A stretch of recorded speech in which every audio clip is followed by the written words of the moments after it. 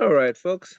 Welcome to our lesson today on supportive speaking. How to be a supportive member of the arts and sciences community.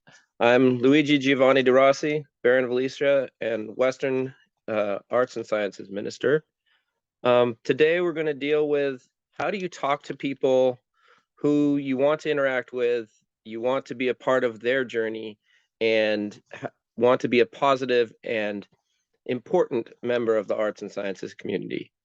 The first thing to do is you really need to know your audience. Everyone has a different approach, a different outlook to arts and sciences. There are people who are fine artists who have been trained in the arts, who consider themselves a mundane artist or consider themselves an SCA artist, and they look at their work as an artist, and they need to be treated and supported differently than someone who looks at their work as a craftsperson, somebody who does this for a different reason, as a production artist or a production craftsperson, as someone whose goal is to create as much art as they can, as much as and enrich as many people's lives as possible. Then there are people who are just hobbyists. They're just here to have fun. They're not into the Laurel path. They're not necessarily going to do this thing ever again.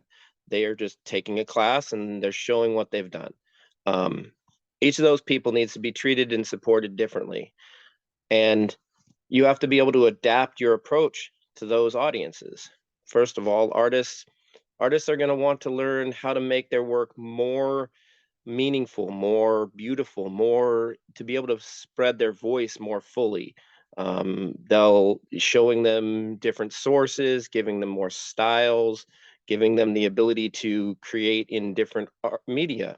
Um, a craftsperson doesn't necessarily need that. They might want to learn more about how to do things more efficiently, quicker, be able to make more things for more people. And giving them advice on how to do this more beautifully doesn't help them because that's not what they're trying to do. And hobbyists really just you really need to just give them as many opportunities to try as many things. Let them enjoy themselves, let them have fun, let them see how to do illumination, how to do calligraphy, how to do silk painting, giving them the options to be part of the community in whatever form that they can.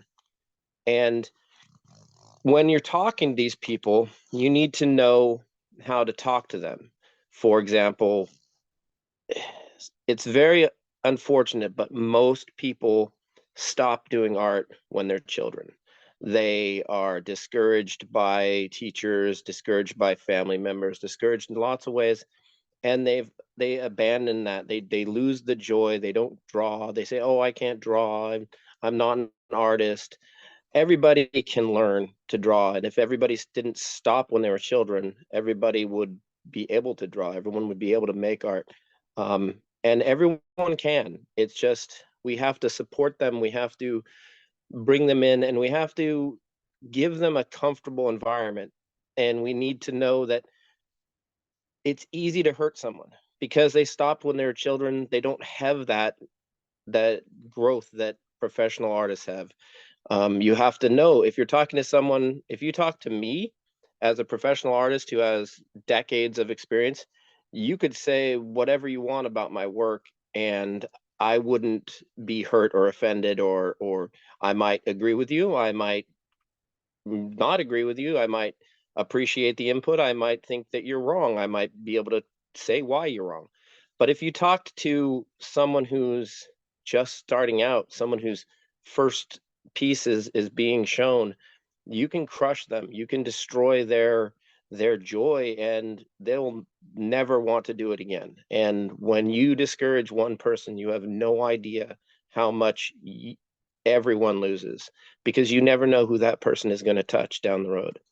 um, when when you're going to you need to decide, using Elsie's class, you need to decide if you are an expert in that field, if you are someone who has input, you need to decide if that input is needed, wanted, valuable. And when that comes to how is the person presenting what what they're showing. Are they posting it on Facebook on their own personal page? If they are, then if they're not asking for help, then enjoy what they've given and speak to them in positive and affirming ways. Tell them that you appreciate what they're doing, that you're glad they're doing it. Don't start critiquing them. Don't start giving them advice. Don't start telling them how you would have done it differently. If they've posted it on a public page, like a group dedicated to tablet weaving or illumination, then there's some consent there, and they should expect people to give input, especially if they've asked what do you think about this, or what could I do differently, what could I do better. In that case, then go ahead, and if you have something to offer it, and do it in public, do it on that page, because then other people can comment on your comments, and maybe you'll learn something. Maybe you learn maybe they have a different way of doing the same thing, and that you didn't know about. If somebody posts something on their own personal page and asks for help, sometimes it is beneficial to discuss that in private, because um, if they're asking for help, oftentimes they will be given help from people who aren't experts. They will be given people, and what you never want to do is blow up their page by arguing with someone, or someone else arguing with you, because if you there's always 1,000 different ways to do something. If you ask 10 blacksmiths how to do something, you'll get 12 answers.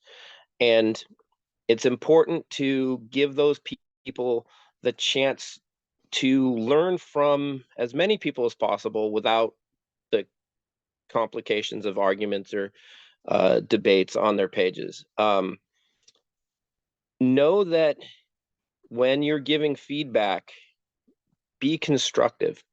Always give positive feedback. Always give as much good as you can before giving anyone anything negative, anything they can work on, because it creates a situation where the people feel safe. They feel like if you give them 9 positive things and 1 negative thing, they will hear that negative thing much more willingly if it comes last instead of first.